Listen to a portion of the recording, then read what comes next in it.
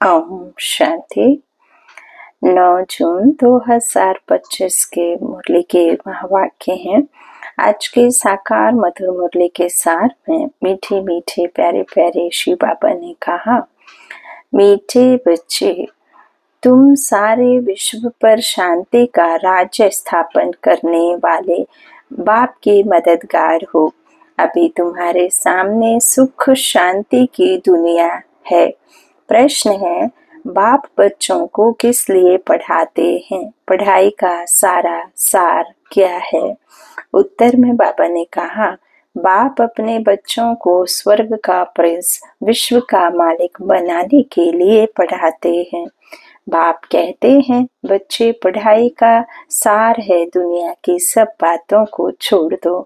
ऐसे कभी नहीं समझो हमारे पास करोड़ हैं, लाख हैं, कुछ भी हाथ में नहीं आएगा। इसलिए अच्छी रीति पुरुषार्थ करो, पढ़ाई पर ध्यान दो।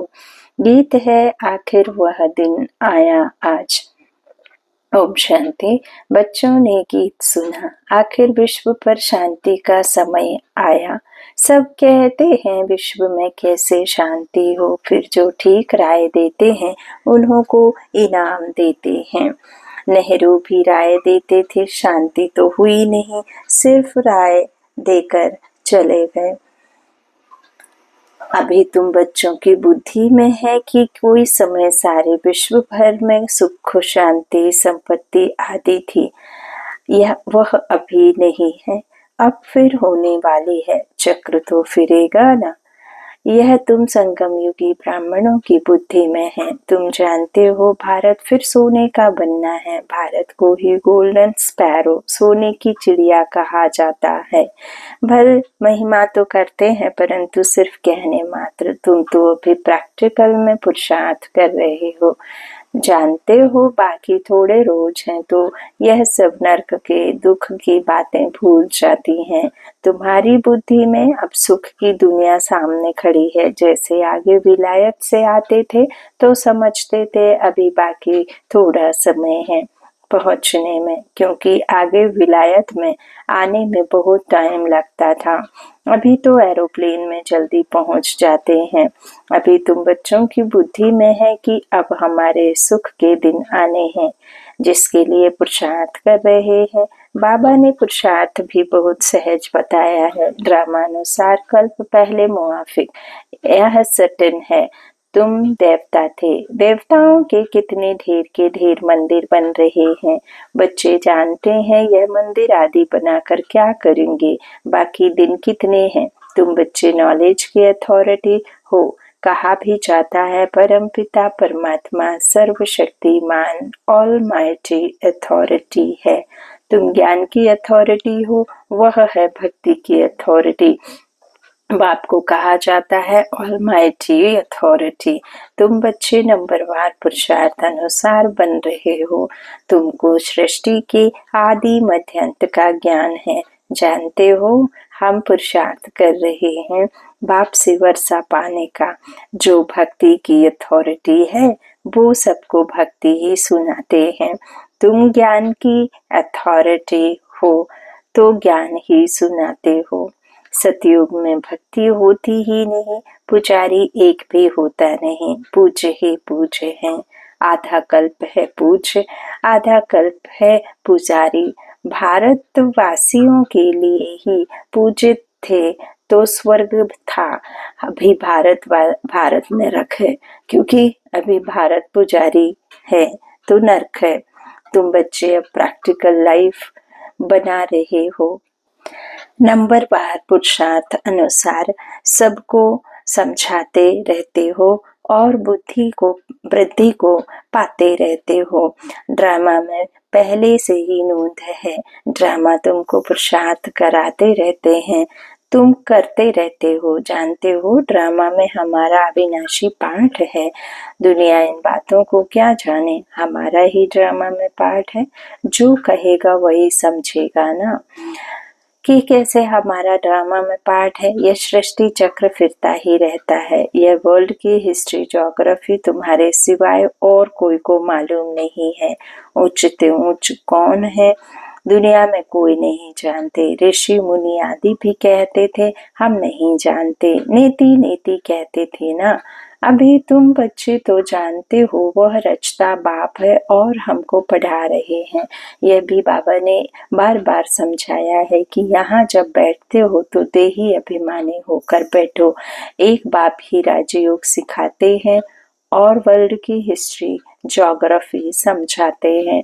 बाप कहते हैं मैं कोई थॉट रीडर नहीं हूँ, मैं मन की नहीं जानता। इतनी बड़ी दुनिया है, इनको क्या बैठ में रीड करेंगे। हाँ करूँगा।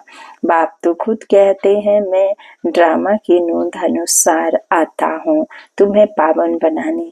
ड्रामा में मेरा जो पार्ट है वही बजाने आता हूँ, बाकी मैं कोई थॉट रीडर नहीं करता हूँ, थॉट रीड नहीं करता हूँ। बतलाता हूँ मेरा क्या पार्ट है और तुम क्या पार्ट बजा रहे हो।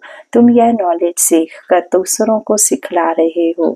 मेरा पार्ट ही है पतितों को पावन बनाना। यह भी तुम बच्चे जानते हो, तुम तिथि तारीख आदि सब जानते हो। दुनिया में कोई थोड़े ही जानते हैं। तुमको बाप सिखला रहे हैं कि फिर जब यह चक्र पूरा करेंगे तब फिर बाबा आएंगे। उस समय जो सीन चली वह फिर कल्प बाद चलेगी। एक सेकंड ना मिले दूसरे से, यह नाटक फिरता रहता है। तुम बच्चों को बेहद के नाटक का पता है, फिर भी तुम घड़ी घड़ी भूल जाते हो। बाबा कहते हैं तुम सिर्फ याद करो। हमारा बाबा बाबा है, वही टीचर है, गुरु है। तुम्हारी वृद्धि होती जाएगी, पहले कम फिर ज्यादा सुनने वाले होंगे। तो बाबा कहते तुम्हारी बुद्धि उस तरफ चली जानी चाहिए। आत्मा खुश होती है बाप की महिमा सुनकर। सब कहते हैं हमारा बाबा बाबा है, टीचर है, वह सच्चा ही सच्चा है।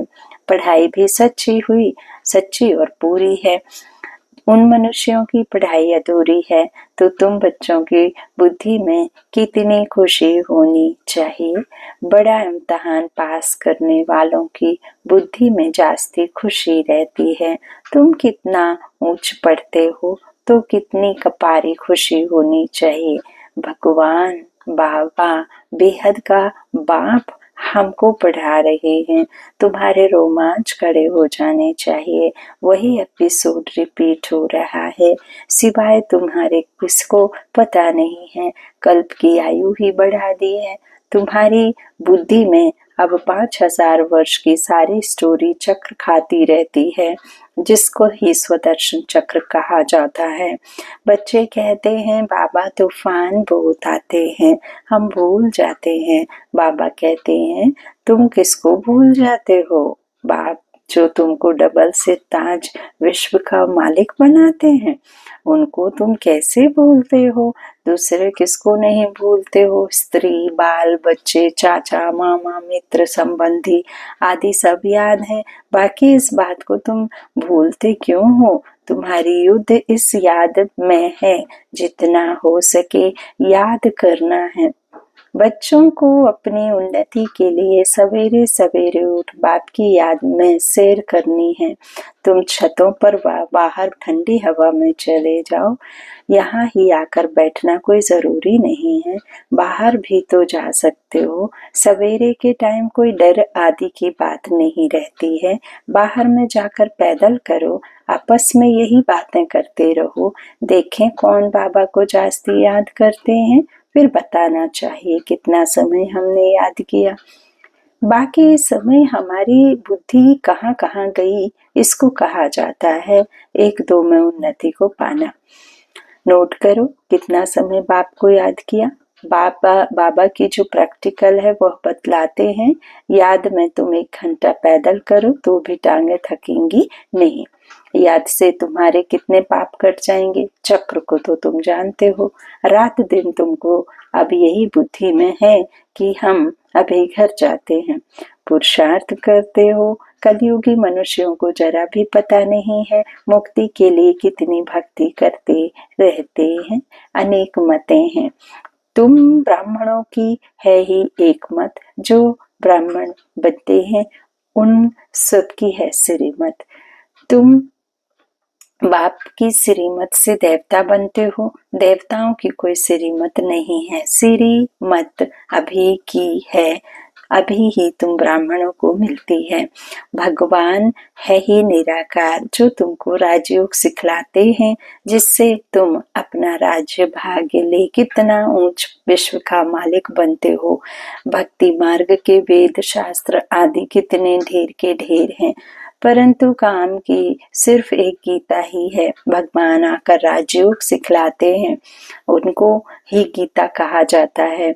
अभी तुम बाप से पढ़ते हो, जिससे स्वर्ग का राज्य पाते हो। जिसने पढ़ा उसने लिया। ड्रामा में पाठ है ना, ज्ञान सुनाने वाला ज्ञान सार एक ही बाप है। वह ड्रामा प्लान अनुसार कलयुग के अंत, सतयुग के आदि के संगम पर ही आते हैं। कोई भी बात में मूंझो नहीं, बाप इसमें आकर पढ़ाते हैं और कोई भी पढ़ा ना सके। यह दादा भी आगे कोई से पढ़ा हुआ होता तो और भी बहुत उनसे पढ़े हुए होते। बाप तो कहते हैं, इन गुरुओं आदि सबका उद्धार करने में मैं आता हूँ। अभी तुम बच्चों की ये मॉब सेट सामने खड़ी है। हम यह बनते हैं, यह है ही नर से नारायण बनने की सत्य कथा, जो सत्य बाप आकर ही हम बच्चों को सत्य सुना करके बुद्धि को शुद्ध कर सच्ची दुनिया का मालिक बनाते हैं। तो ये सत्य कथा है। इनकी फिर भक्ति मार्ग में महिमा चलती है। भक्ति मार्ग की रस्म चलती आती है। अभी यह रावण राज्य पूरा होना है। तुम अभी दशहरा आदि में थोड़े ही जाएंगे। तुम तो समझाएंगे यह क्या करते हैं। यह तो बेबीज का काम है। बड़े बड़े आदमी देखने जाते हैं रावण को कैसे जलाते हैं। यह है कौन, कोई बता ना सके। रावण राज्य है ना। दशहरे आदि में कितनी खुशी मनाते हैं, जिसमें रावण को जलाते आते हैं। दुख भी चला आता है, कुछ भी समझ नहीं आता। अभी तुम समझते हो हम कितने बेसमझ थे, रावण बेसमझ बना देते हैं। अभी तुम कहते हो बाबा हम लक्ष्मी नारायण जरूर बनेंगे, हम कोई कम पुरुषार्थ थोड़े ही करेंगे। यह एक ही स्कूल है, पढ़ाई बहुत सहज है। बूढ़ी बूढ़ी माताएं और कुछ नहीं याद कर सकती तो सिर्फ बाप को याद करें। मुख से हे राम तो कहते हैं ना। बाबा यह बहुत सहज बताते हैं। तुम आत्मा हो, परमात्मा बाप को याद करो तो तुम्हारा बेड़ा पार हो जाएगा। कहाँ चले जाएंगे? शांति धाम, सुख धाम। और सब कुछ भूल जाओ। जो कुछ सुना है, पढ़ा है, वह सब कुछ भूलकर अपने को आत्मा समझ बाप को याद करो तो बाप से वर्षा जरूर मिलेगा। बाप की याद से ही पाप कट जाते हैं। कितना सहज है। कहते भी हैं भ्रकुटी के बीच चमकता है सितारा, तो चमकता है सितारा तो जरूर इतनी छोटी आत्मा होगी ना। डॉक्टर लोग बहुत कोशिश करते हैं आत्मा को देखने की, परंतु वह बहुत सूक्ष्म है। हठ आदि से कोई देख ना सके। बाप भी ऐसे ही बिंदी हैं। कहते हैं जैसे तुम साधारण हो, हम भी साधारण बन तुमको पढ़ाता हूँ। किसको क्या पता कि इन्हों को भगवान, किसी को क्या पता कि इन्हों को भगवान कैसे पढ़ाते होंगे। श्री कृष्ण पढ़ाते तो सारे अमेरिका, जापान आदि सब तरफ से आ जाएं, उनमें इतनी कशिश है। श्री कृष्ण के साथ प्यार तो सबका है ना। अभी तो तुम बच्चे जानते हो हम सो बन रहे हैं। श्री कृष्ण है प्रिंस, उन्हें गोद में लेना चाहते हैं तो पुरुषार्थ करना पड़े, कोई बड़ी बात नहीं है। बाप अपने बच्चों को स्वर्ग का प्रिंस, विश्व का मालिक बनाने के लिए पढ़ाते हैं। बाप कहते हैं बच्चे पढ़ाई का सार है, दुनिया की सब बातों को छोड़ दो। ऐसे कभी नहीं समझो कि हमारे पास करोड़ हैं, लाख हैं, कुछ भी हाथ में नहीं आएगा। इसलिए अच्छी रीति पुरुषार्थ करो। बाप के पास आते हैं तो बाप उलाहना देते हैं। 8 मास में आते हो और बाप जिनसे वर्षा स्वर्ग की बादशाही मिलती है, उनसे इतना समय मिले भी नहीं। कहते बाबा फलाना काम था, अरे तुम मर जाते फिर यहाँ कैसे आते, यह बहाने थोड़े ही चल सकेंगे। बाप राजयोग सिखा रहे हैं और तुम सीखते नहीं। जिसने बहुत भक्ति की होगी उनको 7 रोज तो क्या 1 सेकंड में भी तीर लग जाए, सेकंड में विश्व का मालिक बन सकते हैं। यह खुद अनुभवी बैठा है। बाबा जिसका रथ लिया है, जिस तन का आधार लिया, वो तो खुद अनुभवी है। तो विनाश देखा, चतुर्भुज रूप देखा, बस समझने लगा, ओहो हम विश्व के मालिक बनते हैं। साक्षात्कार हुआ, उमंग आया और सब कुछ छोड़ दिया। यहाँ तुम बच्चों को मालूम पड़ा बाप आए हैं विश्व की बादशाही देने। बाप पूछते हैं निश्चय कब हुआ, तो कहते हैं 8 मास। बाबा ने समझाया मूल बात है याद और ज्ञान, बाकी तो दीदार कोई काम का नहीं। बाप को पहचान लिया तो फिर पढ़ना शुरू करो तो तुम भी यह बन जाएंगे। पॉइंट्स मिलती हैं जो कोई को भी समझा सकते हो, बहुत मिठास से समझाओ। श्री बाबा जो पतित पावन है कहते हैं मुझे याद करो तो पावन बन पावन दुनिया का मालिक बन जाएंगे। युक्ति से समझाना है। तुम चाहते हो ना गॉड फादर लिबरेट कर स्वीट होम वापस ले आए। अच्छा, अब तुम्हारे ऊपर जो कट जंक चढ़ी हुई है उसके लिए बाप कहते हैं मुझे याद करो। अच्छा, मीठे मीठे सिक्के लधे बच्चों प्रति माता पिता बाप दादा का याद प्यार और गुड मॉर्निंग। रूहानी बाप की रूहानी बच्चों को नमस्ते। हम रूहानी बच्चों की रूहानी माता पिता बाप दादा को याद प्यार और गुड मॉर्निंग। शुक्रिया बाबा। धारणा के लिए मुख्य सार है। पहला बाबा ने कहा सवेरे सवेरे उठ पैदल करते बाप को याद करो। आपस में यही मीठी रूह रिहान करो कि देखें कौन कितना समय बाबा को याद करता है, फिर अपना अनुभव सुनाओ। दूसरा, बाप को पहचान लिया तो फिर कोई बहाना नहीं देना, पढ़ाई में लग जाना है, मुरली कभी मिस नहीं करनी है। वरदान दिया बाबा ने सर्व के गुण देखते हुए स्वयं में बाप के गुणों को धारण करने वाले गुण मूर्त भव। संगम युग पर जो बच्चे गुणों की माला धारण करते हैं वही विजय माला में आते हैं। इसलिए होले हंस बन सर्व के गुणों को देखो और एक बाप के गुणों को स्वयं में धारण करो। यह गुणमाला सभी के गले में पड़ी हुई हो। जो जितने बाप के गुण स्वयं में धारण करते हैं उनके गले में उतनी बड़ी माला पड़ती है। इसी की यादगार में देवताओं और शक्तियों के गले में माला दिखाते हैं। स्लोगन, साक्षीपन की स्थिति ही यथार्थ निर्णय का तख्त है। साक्षीपन की स्थिति ही यथार्थ निर्णय का तख्त है। अव्यक्त शारी आत्मिक स्थिति में रहने का अभ्यास करो, अंतर्मुखी बनो। अंतर्मुखी होकर कार्य करने से विघ्नों से व्यर्थ संकल्पों से बच जाएंगे और समय भी बहुत बच जाएगा। जो अंतर्मुखी रहते हैं उनमें स्मृति की समर्थि भी आती है और आत्मा रूपी नेत्र पावरफुल बनता जाता है, जिससे यदि कोई भी विघ्न आने वाला होगा तो यह महसूसता आएगी कि आज कोई पेपर होने वाला है और जितना पहले से मालूम पड़ता जाएगा तो होशियार होने के कारण सफलता पा लेंगे। अच्छा, ओम शांति। शुक्रिया शुक्रिया।